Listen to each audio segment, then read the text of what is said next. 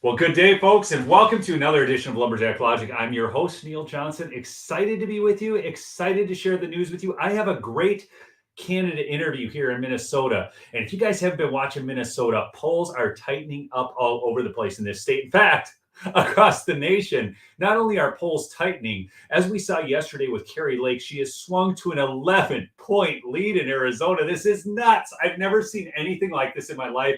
But again, I will say it again.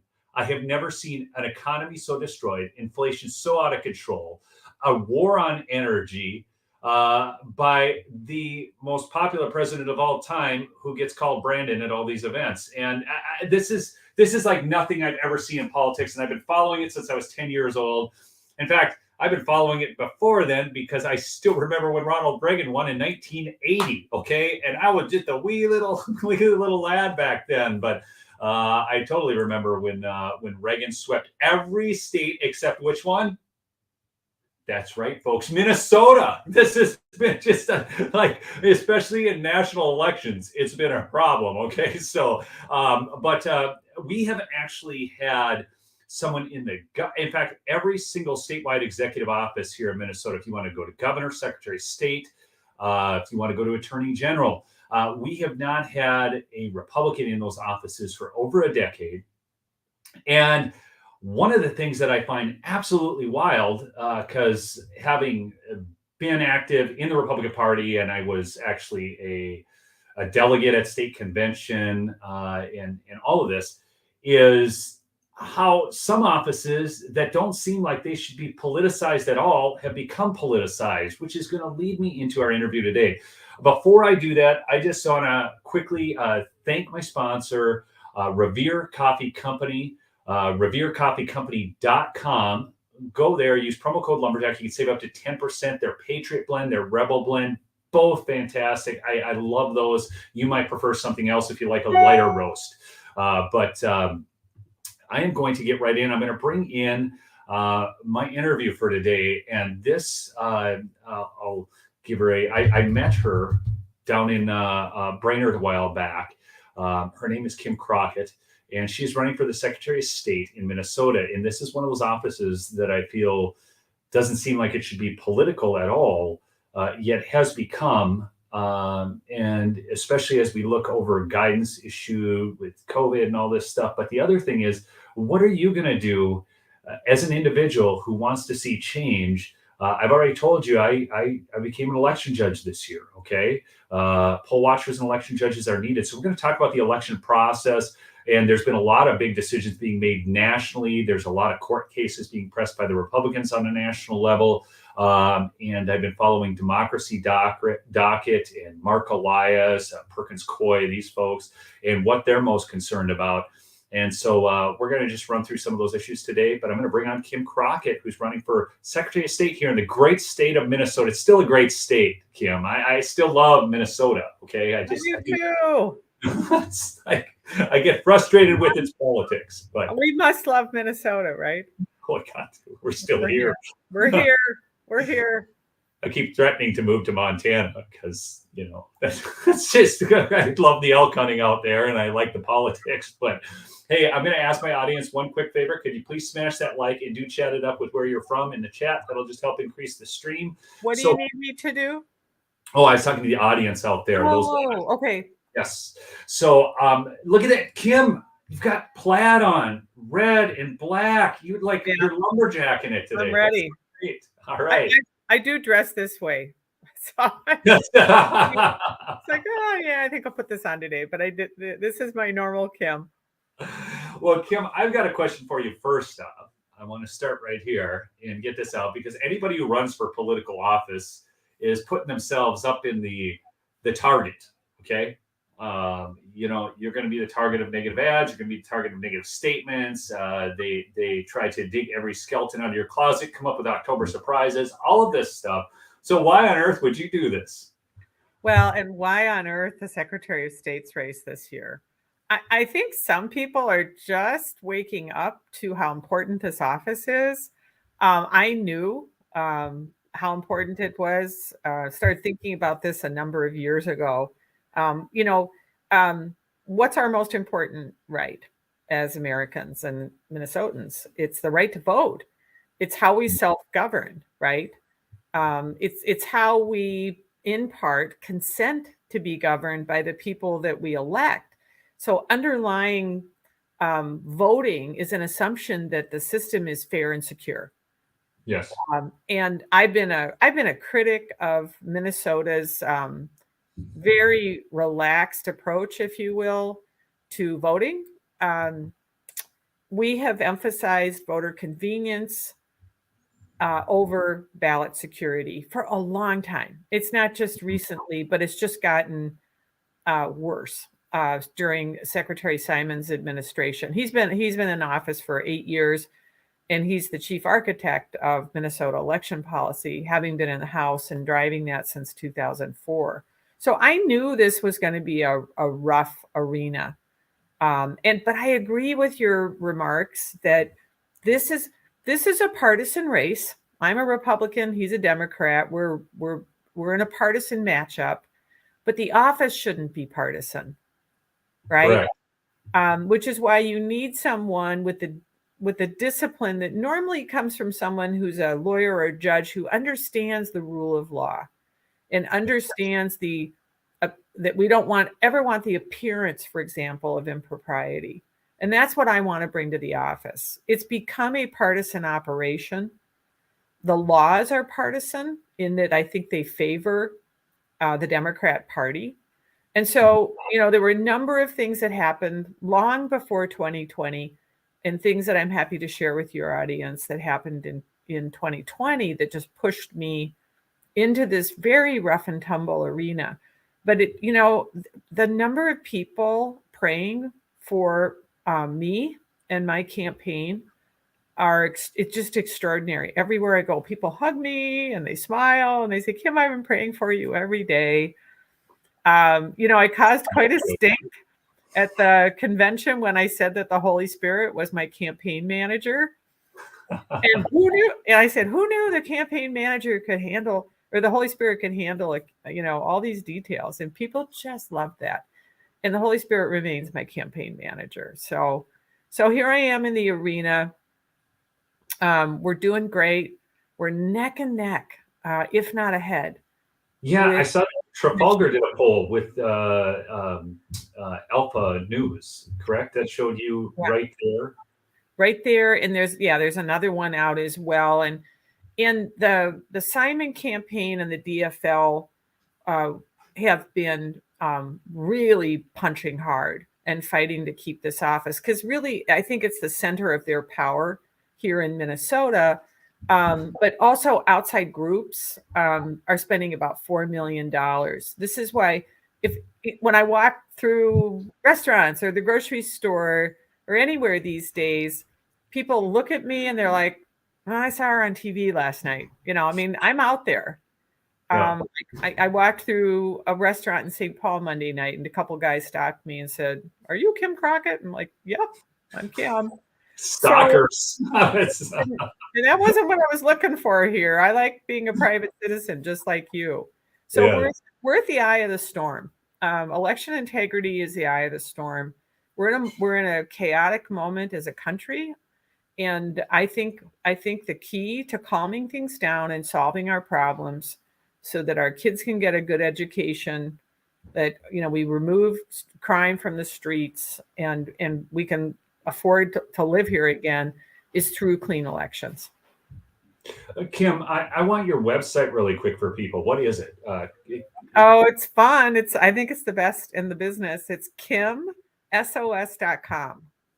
Real easy to remember. Kim Save Our State or Kim Secretary of State, but KimSOS.com. Okay, so I just shared that, KimSOS.com, Kim for Secretary of State. That way, if people want to give to your campaign, I always do encourage people to give to candidates they believe in. I've done that quite a bit over the course of this last year. Thank you. And it's important because it does take money. And I'm surprised. So how much has been, this is what blows my mind. And this is what I'm talking about, things getting politicized. I remember when secretaries of state races were so benign, maybe they spent $100,000 on them. I'm not kidding. It was like nothing. And now it's millions. In fact, I want to go because this is out of state. I want to ask you about your race as well. But in Katie Hobbs as Secretary of State, when she ran in Arizona, $5,029,909. I've got the information up from Transparency USA. $5 million on a Secretary of State's race? Yeah. What the heck is going on? Well, what is going on in our country? Elections are at the eye of the storm. And until we calm that down and restore confidence in our systems, I think the numbers are gonna go up. They're not gonna go down. And Simon has he's probably getting closer to 2 million now. He had 1.3 the last time we reported. He's probably got a lot more than that by now. And then there's 4 million plus coming in from outside groups, which is why I joke when I go to the post office that I always kind of check for my picture on the wall, most wanted or whatever. I don't know where we are in fundraising, but Republicans don't understand how important this is. I've talked to a couple donors this week who said, Kim, I've really been focused on the governor's race and the AG's race, and I just realized how important yours is. We haven't made the shift. And I'll just give you for instance. There is a Republican Governors Association that has lots of money, and they just arrived, by the way, to help Scott Jensen because they think he can win, and they're dropping some serious dollars on ads. There is a Republican Attorney General's Fund, and they have been helping Jim Schultz beat Ellison, and they should. There is no equivalent Republican Secretary of State's fund. So that, when they look at a candidate like me, she's been winning, she's been running a great campaign. There's no outside money from the Republican Party that comes in to help a candidate like me. So I think we probably are at about 350, maybe more. I haven't added it all up as of today. Thank you, Lisa, sweetheart. River. It all adds up. But the last guy who ran against Simon, who really gave him a run and raised his own funds, raised funds from regular people, was Dan Severson, and he only raised and spent about $220,000, which was still in that neighborhood of what you're talking about. So it used to be viewed as a sleepy down ticket thing, but now people are realizing that if we don't have elections that we believe in, right?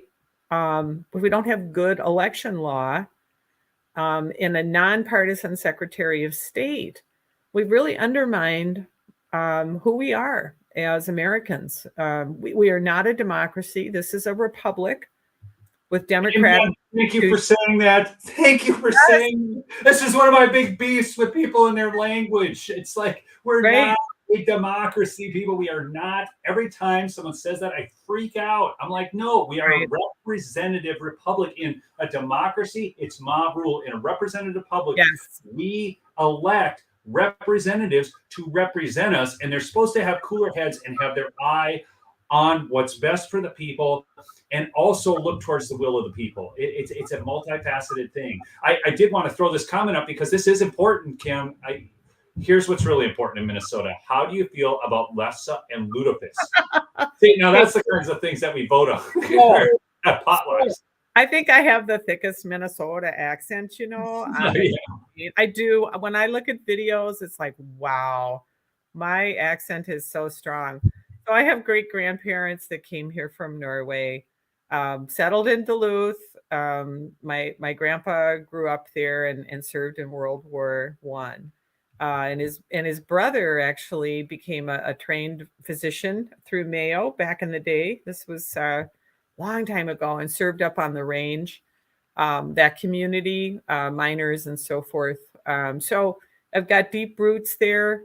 I eat lefse. It's part of my Christmas thing. I like sprinkling the cinnamon. This stuff is gross. Let's just be honest. But not lefse, but lutefisk. Lefse's great.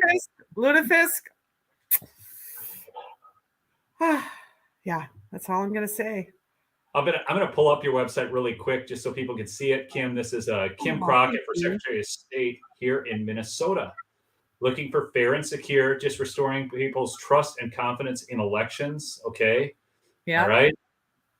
Easy to vote. She's for that. Hard to cheat. She's for that. Photo ID to vote. She's for that. Only citizens vote. She's for that. Oh my What a God. concept. You're our person. Statewide mail-in voting. You're against that. Felons voting against and ignoring election laws against.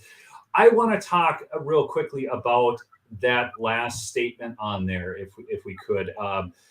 Let's go to when we talk about ignoring election laws, and I think this is one of the things that people were most concerned about in 2020. Was there was kind of this because of the emergency edicts and secretaries of state don't make law. This is the thing that was so interesting to me. They can offer some guidance, but guidance isn't law, and you can't bypass the legislature, which is the governing body that oversees state legislatures. My understanding, and I went back and read some quotes by Thomas Jefferson on this. He wanted state legislatures to have the ultimate say in this, the plenary power over elections, because they are closest to the citizens and most answerable to the citizens. And yet, Article 1, Section 4 of our Constitution. I have several copies right behind me, by the way. This is my bookcase. Yeah, go read Article 1, Section 4 of the Constitution. This was a battle because Alexander Hamilton was worried that states would just refuse to hold federal elections. But ultimately, cooler heads prevailed. And Article 1 says that the time, places, and manner of elections, both federal and state, will be, the laws will be enacted by state legislatures. And the federal government can weigh in. It can weigh in with things like the Civil Rights Act and Voting Rights Act and so on and so forth. And for the most, well, there've been a few stumbles federally, but I will defend all day long the right of Minnesotans to make their own election laws. Senator Klobuchar is the lead in the U.S. Senate, who has totally given up on that concept, and she's leading the fight for federalizing elections. But your point was that in 2020, we were going through COVID. And Mr. Simon, the current secretary, went to the state legislature and said, oh, everybody's going to die if we vote in person. Or our senior citizens who, man the booth or man the polls are going to get sick. And we were all concerned about that, by the way. Very much. Actually, I do want to say something, though, really quick. That's really rich coming from a state where we had a governor sending people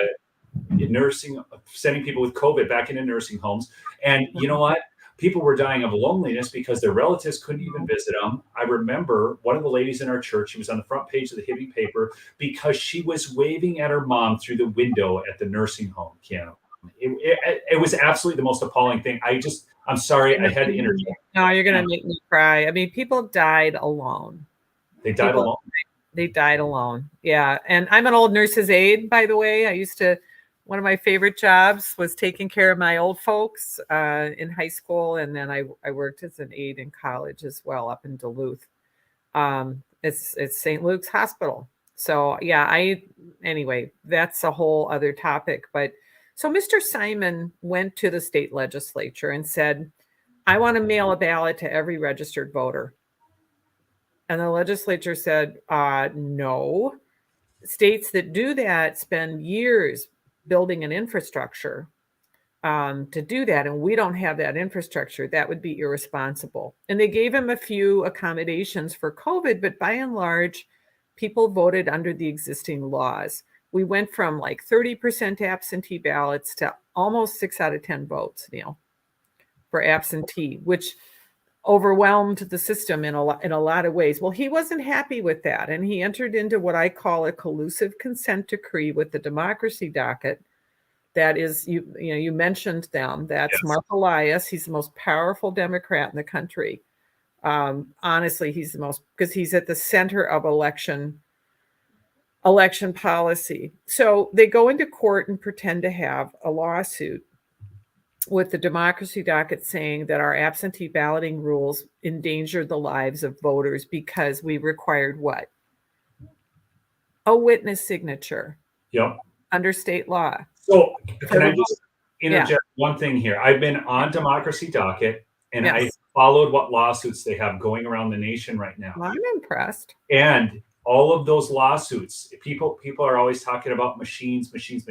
No, that's not what they're suing over, people. Right. Suing over signature verification in every single state. It's unreal. If you look at the litigation that they're putting forth, it's all about mail-in ballots and signature verification, wet signatures. Correct. That's what this is all about. So, Yeah, we can talk about that too, because we've got a case before the Minnesota Supreme Court right now on signature comparisons. So they argued that asking voters, absentee voters, to get a witness that they are who they say they are, and to postmark the ballot endangered their lives. And Mr. Simon agreed to that. So he waived two really common sense protections for absentee voting in 2020. He waived the signature, he waived the postmark, and he said, we're going to count the ballots until November 10th. He extended the election by a whole week. And ultimately, the federal courts said that he had violated the Constitution. And why? It didn't change the outcome. All those ballots came in, they got counted. But he was sued by Trump electors and who won their case. And the court said there is no COVID exception to the Constitution, Mr. Simon. You are not a legislator. You are to administer the laws that are enacted by the Minnesota legislature. And you didn't do that. You violated the law. So that was one thing. And all those, but at the end of the day, all those ballots came in because the as I said, the suit was brought by Trump electors and not by a voter or the Republican Party. That is actually, yeah, that's a big win that just took place in Georgia. I'm not going to get into it too much. I'll probably do a separate video on that. But down in Georgia, they just confirmed that citizens actually have the right to sue over elections, which would seem kind of obvious, but people, it actually is a big decision based upon what's been going on. The other thing is in Wisconsin, there was that same decision on indefinitely confined voters, and actually Trump had that win at the end of December. But again, they weren't going to just take away all those votes. Trump's people would have had to call 170,000 people. It was close to 200,000. Yeah, individually, and then find out who wasn't supposed to be indefinitely confined. That's the only way that they would have changed that. But if they had done that or had the time to do that, Wisconsin actually would have changed. Because you were down to 10,000 votes in Wisconsin, and then you had these 170,000. And even if 10% of them, 17,000, would have been taken away, it would have changed everything in Wisconsin. Well, and judges are very reluctant to interfere with a cast ballot. Absent. I mean, they just after 2000 with Bush v. Gore. I mean, they were reluctant before that, but they're even more reluctant now to get involved. And I think just a lot of the lawsuits in this area in 2020 were brought. There were some that could have been very effective had they been brought before Election Day versus afterwards. It's called latches. It's a legal term that means you're just too late. So back to Minnesota. So Mr. Simon did that. He violated the law, and the acting in an extremely partisan fashion, in my opinion. Because can my mods block this guy who keeps spamming about dating chat girls? I am trying. It's not. It's ridiculous. It's somebody commented Disney trolling again. That's just this is it's your feed. Yeah. So mods, if you could take care of that, so I can. Thank you, Liberty Lion. Sorry, these people tick me off. I can't. It's just interrupted you there, but go back. It's unreal. This is like society today. I mean, it's just. I know. I would really love to go off the grid at some point, and I'm off the grid. I've told all my family at some point, Mama's going off the grid. So we have lawless behavior, and that's what I meant when I went after Mr. Simon. He also has been shoving citizen judges, both Democrats and Republicans, off ballot boards to count all those absentee ballots. He's been really hostile to having that balance that we want on election day. Like, you're going to be an election judge and you're going to be there as a Republican, and there'll be people there as Democrats, and you guys keep the process clean and honest by working together. And all we've wanted is the same thing on ballot boards for all those absentee ballots. But he calls election judges unnecessary partisans when it comes to counting absentee ballots. It's like, no, that's what brings transparency and accountability to the process in a system that, frankly, there's a lot of chain of custody issues with absentee ballots.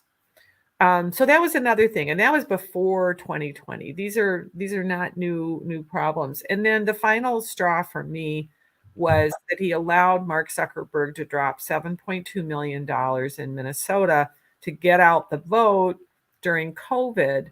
And it is you cannot defend the idea that a third party, doesn't matter that he's a billionaire or a tech billionaire or manipulating, frankly, the narrative online through his power as Zuckerberg. It's that any third party that would come in and get involved with our election offices, again, destroys the idea of neutrality, nonpartisanship. I mean, imagine if the National Rifle Association had come in with their C3 to help voters in greater Minnesota. Can you imagine? Oh, it would have been just a meltdown. I mean, you can take everything. Let's try that, because then maybe we'll get a law against it. Kim, you brought something up interesting, and I want to. I don't know if you saw this come out in the news, but everybody, I'm going to give you some good news. Mark Zuckerberg, Meta, just got the biggest fine ever levied in election law of all time. It's $25 million. That just happened yesterday. So I'd like to do a video news segment I catch. But yes, Mark Zuckerberg and Meta has lost $700 billion in market capitalization in the last year. So those are good things. Okay. Yes. And for him to spend $450 million like he did, the way he did. Yeah. He spent more than Congress. He spent more than Congress using COVID as cover. And in my opinion, he was just buying off Democrats in Congress who were threatening to break up his company. Because remember, he was in the hot seat. Yes. And then what did he do during COVID? And partisan secretaries like Mr. Simon, or maybe, I don't even know, maybe there were some totally naive secretaries in the Republican Party who allowed that money to come in because, government often falls for the free money argument where, well, why wouldn't we take the money? It's like, oh, gee, because they came in and they probably data mined our voters, right? Yeah. And it did influence the outcome of the election, in my opinion. Okay, so now we're going to talk data mining of voters. So obviously, what's his name? Eugene Yu and Konak, which basically has been storing our poll worker data on servers in China. That was another big story that broke.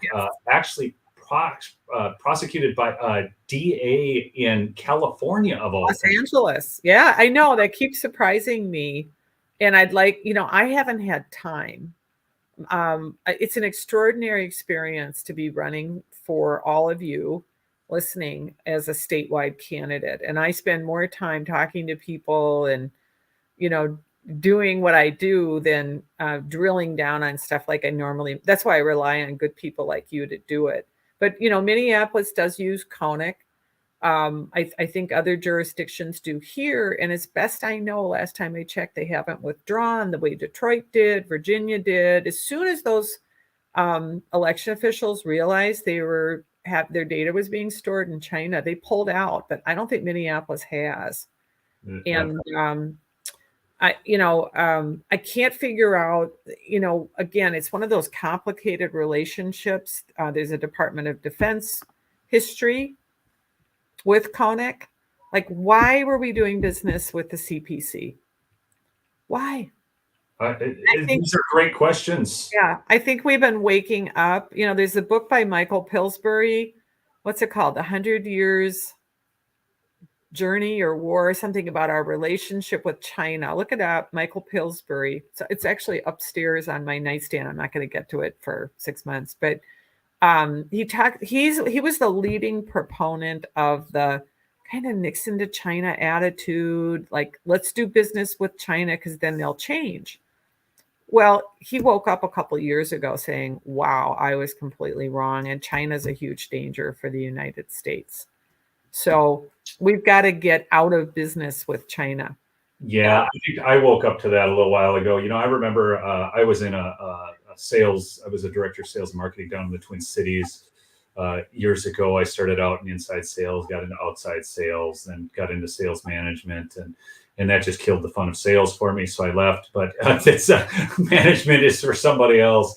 But the thing of it was that while I was doing that, I thought, well, what's the big deal? So, China's manufacturing, and I'm just telling you my journey on this. And it's like, well, China manufactures all this stuff for Taiwan, and we're the sales and service society. I mean, it just what is. But the problem is there's a real national security threat to not making stuff.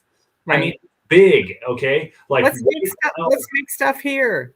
Yeah. Well, like automakers now can't make cars because of a chip shortage and so on. So that's just a journey that I've gone on. I think we all learn as we go along. Hopefully we do. Gosh, praise God. Hopefully we do. I think that'll be one of the blessings of COVID is that it made people, and this is far afield from election policy, but it made people re-examine supply chains but also the importance that manufacturing return to the United States, because we need good jobs. It might mean, folks, that things are more expensive because we'll pay people more than they pay people in China, and maybe we'll just have less stuff. We all have a lot of stuff.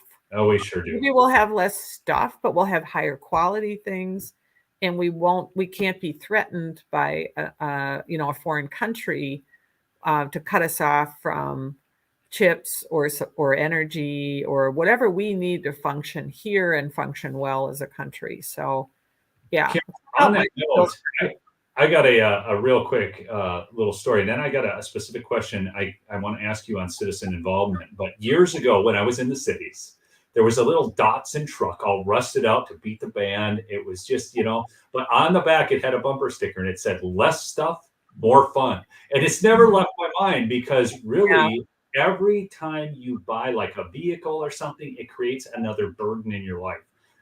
And it just because it has to be maintained, repaired and fixed and all that kind of stuff. But, there's still stuff that I want because I'm an elk hunter. So I need all my packs and everything that I use to go elk hunting. Okay. So I want stuff. Right. But I've never forgot that little Datsun truck that I saw 30 years ago. Yeah. And the person actually looked like they were having quite a bit of fun. But now I want to move on because I have a specific question for you. So that's why I bought a Honda. they go and they go and yeah, I'm at 112,000 miles. I've put on like 33,000 for the campaign, and I haven't had to repair it at all. Just new tires, new windshield wipers. That's it. And they do a lot of manufacturing in the U.S., maybe even more than the U.S. manufacturers, which is really crazy. But here's my question for you. So this year, I was like, after all that I had seen, okay, with election laws being subverted and that type of thing, I thought, man, I've got to do something. Okay. So I applied to be an election judge. Good for you. Thank you. Yes, it's not what I want to be doing that day. I'll be honest. Too bad. Go do your duty. You'll be great. But I know, and a number of people in my audience, I've encouraged to do that, and they are doing the same. In fact, if you could, I'd like to see those in the chat who have either volunteered to be poll watchers or election judges. And I guess election judges isn't a volunteer. I found that out. You actually get paid for being elected. Yep. You can take your wife out for a nice dinner after working 12 plus hours. And so one of the important roles besides election judge are the people that come in and observe the process for a party. And you get appointed, in our case, by the Republican Party. At the top of my website, kimsos.com, you'll see a link that says sign up to be a poll challenger. I don't like the term. I'm going to ask the legislature to change it Because it sounds like you can actually challenge something. Well, at the end of the day, it's really just an observation role where you can go in. And one of the things I want to ask people to do is sign up, go to that link and sign up. And you can relieve people like Neil. He's going to get up at like 5 or 6 in the morning to go in for the day and be an election judge. He's going to be tired by 8, 9, 10 when they finally close out the poll. But somebody should be there to very quietly observe the process and keep an eye on the ballots. You are in what county? I'm blanking on what county you're in. Crow. St. Louis. No, I'm St. You're in Louis. St. Louis County. So it's We've met at range, but I actually live up on the range. So oh, okay, cool. Where my great uncle practiced Yes. medicine. So election judges from the parties are going to be tired. They've been working all day. Somebody needs to come in with your hands behind your back, frankly, and your mouth zipped, and behave yourself. And just keep an eye, make sure that they're sealing up the ballots. The unused ballots have to be sealed and taken to the county. The spoiled ones have to be sealed up, and the ones that are going to be counted. And all that has to be put together carefully and driven to St. Louis County. And somebody should stay with the election judges. In Minneapolis, you could argue for their safety as much as anything else, but hopefully not in St. Louis County, which is Virginia, right? Yeah, Virginia, Hibbing. So I'm almost on the border with what is it, Itasca County. I'm south of Hibbing a little ways, and so. Well, don't make Neil be the one to drive to the county with the ballots, because he's already been working all day, folks.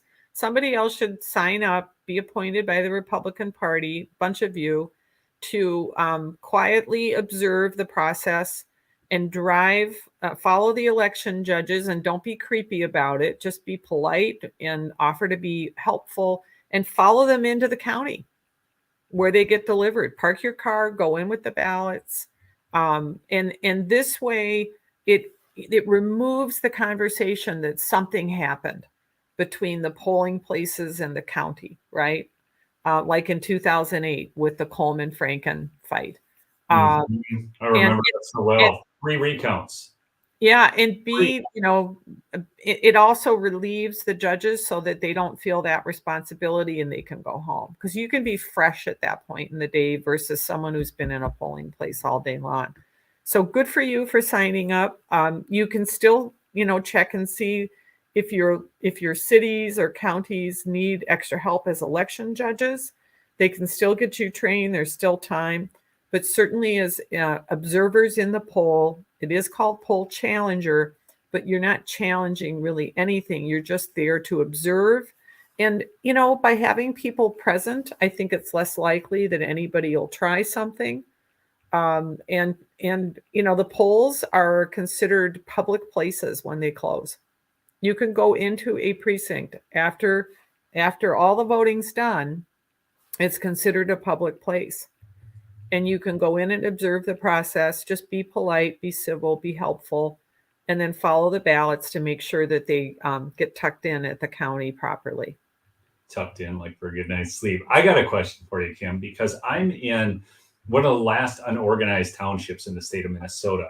And we actually don't have a voting place. I have to bring mine either to Virginia or to Duluth, but they do mail me my ballots. I've been in this, it's ever since, it was the weirdest thing when I moved up here and I got a mailed ballot. Right. How many townships are like that in Minnesota? Do you know? Well, there are about 4,100 precincts. And in 2020, there were over 1,300 that were mail ballot. That number has gone down because I did start campaigning well over a year ago that people should reconsider voting by mail. Our United States Postal Service is having significant personnel issues, just like everybody, right? Well, did you see one ballot, a bunch of ballots just caught on fire in Georgia in a mail truck? So those are destroyed. I didn't see that. Yeah. Oh, yeah. And there's a township in Freeborn County that never got, it was 200 people, they never got their ballot during the primary this year. So things go wrong with that. And I'm a fan of being able to vote in person, but Oh, townships have shifted away because of cost and all of that. We've gone down by hundreds. I mean, it's closer to 1,000 now. okay. My campaign to reverse mail balloting was successful. It's been on my website. It's something I've pressed. But there are Republicans and Democrats who like it. But if you live in one of those, I do encourage you, make it a trip. Go to your county seat, park the car, walk in, and don't use a drop box if there is one. Walk into the building and hand a clerk your ballot. That is the best insurance if you're in a mail balloting. And I know it's a hassle, but maybe you can turn it into a day trip or, errands or something where you really like. The way I put it is voting in Minnesota is like tossing a coin into a fountain and making a wish. If you participate in some of these alternative ways of voting, it should be a gold bar, right? Instead, you treat it like a gold bar that you're putting into Fort Knox. And would you put your gold bar in the mail? And I just I couldn't help it. it's not my fault. Just make Ludafisk better, and it'll just make Ludafisk exactly. Okay, quick for those who don't know Minnesota, we got a lot of Scandinavian heritage. Okay. Oh yeah, sure, you betcha. And this Ludafisk and Lefse are real things. And so my relatives actually used to always do this whole thing with Ludafisk at Christmas, and it stunk so bad. People, you don't understand. See, the way Ludafisk was invented was because back in the day they had to dry the fish out on rocks because they didn't have refrigeration, and then they had to reconstitute it with lye. Okay, well, guess what? Refrigerators. We have refrigerators today. We have freezers. That's where I put my fish. My fish are in the freezer. I love cooking them up with shore lunch or whatever. But when I found out that it was lye in there, I was like, okay, I'm pretty sure I'm not supposed to eat that. So but I'll tell you, members of my family do. Well, and it's usually Christmas time. My family members at Christmas time, do you know what they told me? Because I'm like, oh no, that's gross. And you know what they say? Oh, you just put that sauce on it. Oh, so you got to cover it with the sauce to make it okay. That's gross. Right. I'm sorry. This is my little Ludafisk. Lefse's great, Lisa. I like Lefse too. I love Lefse. Yeah. But I'm going to a party where that's what we're going to do. We're going to have akavit and Lefse and make, roll it out so it's thin and nummy and, put all kinds of good stuff on it. But I got to get past the election before I get to start thinking about, holiday fun. So my goal, folks, is when we sit down on Thanksgiving after the election, hopefully this year, it's certainly in 2024 and beyond, that we look across the table at our family members who are Democrats, independents, pot party, you name it, Republicans. And when we look at each other and we say that was fair, and I really trust the outcome. And so I'm going to consent to be governed by these people that just got elected. I'm not going to be, crabby about the elections. And we've just gotten, it's not just Minnesota. And we didn't talk about all the crazy stuff like the fact that people register on the election day without being checked for eligibility. Same day registration. Yeah, we didn't talk about the Ole and Lena rule, which is What's the Ole and Lena rule? The Ole and Lena rule. It's so I walk in to election day when you're a judge this year, and I don't have ID. Mm-hmm. I don't have a utility bill. I got nothing on me, and I just say, "Oh, well, yeah. Well, my friend here knows who I am." And in Minnesota, that person, if they're a registered voter, can vouch for you. Yep. And it was 6% of same-day registrations back in 2016. There's a lot of voters. And same-day registration accounted for about 335,000 people in 2016. Well, some of them turned out not to be eligible. There's a list that was 26,000 people long. And Steve Simon won't share it, and he doesn't clean it up. So this is why when I say long before 2020, I was a critic of the system. And we just have to stop being naive about um, we have this inherent trust in our election laws that people tell the truth and that they would never cheat. Also, that this big bureaucratic machine doesn't make errors, and all of those things are false. Most of us are honest, and I think that's why Minnesotans are so defensive about the rules that we have. They're like, Kim, I would never cheat. Why would you say that? And it's because it's always a small group of people that wreck it for the rest of us, right? But people have been cheating in elections since we started having them. And it's those kinds of laws that I think undermine our confidence. And let's get to the place where we can all sit down at Thanksgiving, look across the table, and we're not fighting about elections. We're fighting about, who, The Vikings. do you put the little onion things on top of the green beans or not? The Vikings, yeah, more important things. Which the Vikings? I don't think they're important at all, but that's all beside the point. I know some people in Minnesota love the Vikings. That's fine. Now, so Kim, people can get involved. They can be election judge or poll watcher. There's still time to be an election judge. Yes, it may be full, but it doesn't hurt to check. And you can serve outside of your city, outside of your county. Yeah, I'm in the city is where I'm serving because we don't have a place. But so long as you're a resident of the state, it doesn't matter. They'll put you wherever. Mm-hmm. Yeah, check with your local Republican Party and find out, where do you think the problem places are? Like college towns, like Duluth. Where do we have problems? Where do we worry about things going sideways? Where people don't believe in the rule of law and they don't believe in doing the right thing, and go serve there, and get some friends. But you certainly can be assigned as I know the Republican Party is recruiting poll watchers, poll challengers. The link again is at the top of kimsos.com. It'll take you straight to the Republican Party, but you might want to call the office too at this point and just say, sign me up and tell me where you need me. Okay. And I'm going to make one last, I know we had somebody do a super chat and say, hey, I donated on the site. So I'm going to share this link again. It's kimsos.com. People, this is a tight race right now. And, every dollar, 5, 10, 20, 50, 100, 200, 1,000, whatever. I mean, it all makes a difference. It really does. Reagan said, little numbers add up to big numbers. Yes. Lisa's gonna volunteer her husband. Gonna get him to. I just saw him. Hey, Lisa. I think I've met. Boy, your name sounds familiar, Lisa.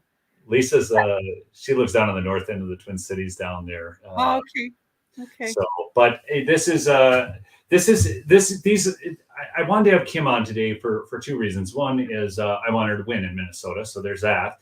I met her, and I remember back to a time. I don't even feel like I'm that old, but I still remember back to a time when the Secretary of State office was benign. It didn't seem so political and hyper partisan. And Mary Kiffmeyer, I always remember her as a Secretary of State. I met her numerous times, and I thought she was great. And she just, did her job. And if you think about the titles, honest, she'd rather have all her fingernails pulled out and get hit by a train than break the law or be partisan. She is as honest as the day is long. She's a wonderful person, and she's my role model. Well, there we go. See, now I just even like you even more because I love Mary Kiffmeyer, and but we're not at that point right now. And so what we're looking to do is just see secretaries of state who don't feel that they have more power than they do, who aren't going to align with whether it's a Republican or a Democrat attorney firm and issue consent decrees and all this nonsense. Right. We want that just out of our elections altogether. We want fake book out of our elections altogether. We just want honest, clean elections, period. Okay. And I find it rather entertaining that we are told that asking for signatures and having to show IDs are all of a sudden racist policies. Yeah. When I've watched They're ableist. Ableist, yes. And I've seen the interviews in inner cities with people in inner city. I lived in the inner city. People had IDs. They know how to get an ID. It's almost insulting. It is insulting. It's racist too. It is. And black people have been telling the Democrats, I've got ID. I don't know what you think of me or why you think I'm not capable of getting identification, but here it is in my wallet. Yes. And so they've been a little more muted on that argument. They just don't want people to identify themselves at the polls. And you got to ask yourself, why? Why? And if we're looking at right now in America as a whole, 70 some odd percent, and it's always in the 70s, it could vary from 73 to 78% of Americans are in favor of voter ID. Yep. It's a vast plurality, a majority of Americans. So this should be the easiest thing in the world to get done. And yet we're struggling with that. Now, I believe that in Minnesota, which can become a swing state, instead of just this, constant shift. We haven't, even in Reagan years, on national elections, we have never really been all that swingy. Okay. But we are getting, I believe, more conservative simply because the left has gone insane. Yeah, they've lost it. We're dealing with a totally different thing right now. Groups that traditionally have stayed in the Democrat side. I spent a lot of time in those communities, Hmong community, the Somali community, Hispanic, Russian, you name it. I've spent a ton of time with our cultural groups, immigrant groups here, and their small businesses got locked down. Their children got locked out of schools and suffered. Their small businesses were closed. I mean, you could shop at a big box store, but you couldn't open your restaurant or your small shop or whatever. And they took it on the chin, and a lot of their businesses closed.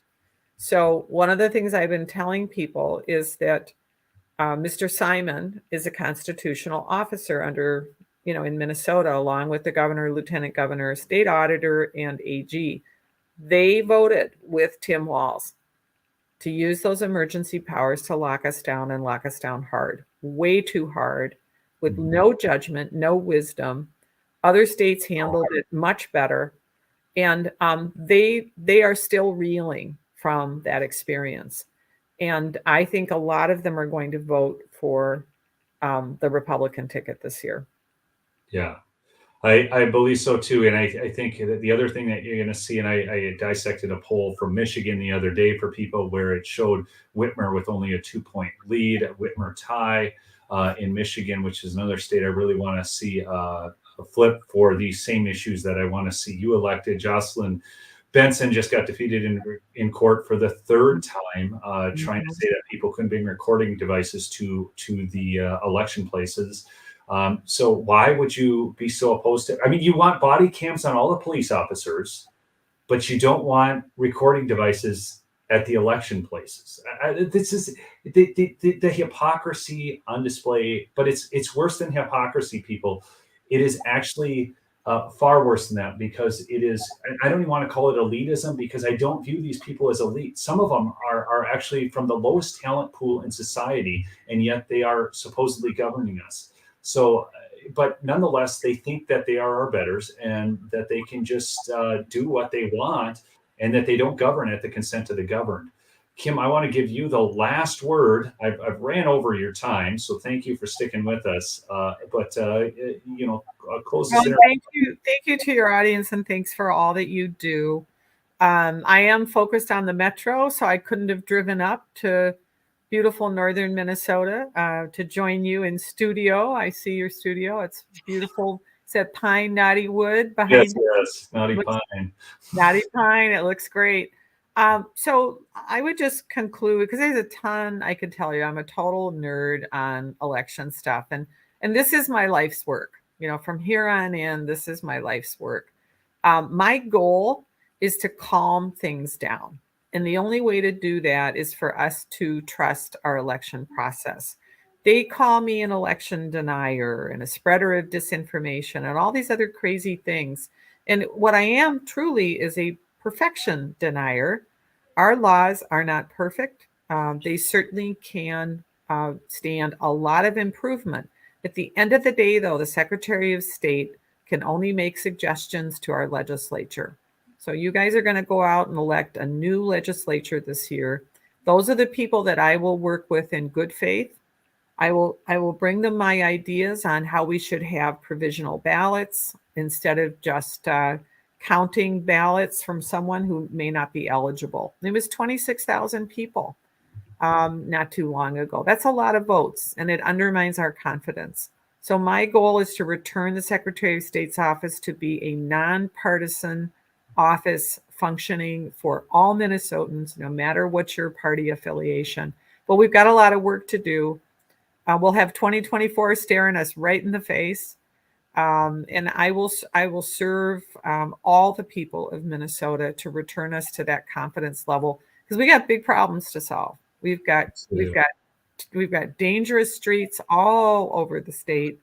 Our children are experiencing indoctrination, not education in our schools. And I don't know about you, but every time I go to the gas pump or the grocery store, I'm just like, how do people do this who still have kids at home? And I mean, we can cut back on meat and we can watch our car, how much we drive or whatever, but this is nuts. It's unacceptable. This isn't America, and we can get back there. Yeah. Somebody she's running for Secretary of State in the state of Minnesota. Lisa, somebody just asked a different Lisa, but we can.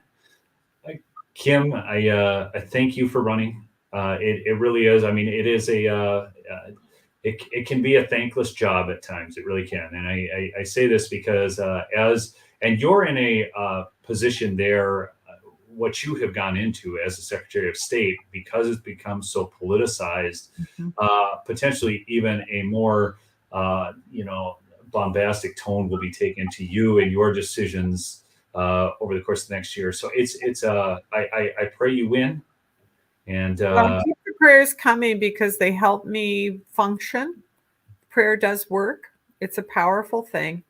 But do send help. It's kimsos.com. And if you don't like going online and giving money, my P.O. box is P.O. Box 752 in Excelsior. It's a cute, wonderful little town. EXCELSIOR in Minnesota, 55331. And we'll take all the help we can get, because they are spending millions and millions of dollars to defeat you and defeat me at the polls. And let's not let them win. Let's win this for Minnesota. Let's turn things around and get our beautiful state back in good shape, so people start moving here. Instead of leaving, they'll come here. They'll say, oh, Minnesota's a great state, beautiful, great people. Let's reverse the trend, folks, and save our state. Yes, let's do that. Hey, if you're new to the channel, please do subscribe, and thanks so much. Please smash that like button on the way out and leave a comment. Love all you fine folks, and just keep fighting the good fight. All right, peace out.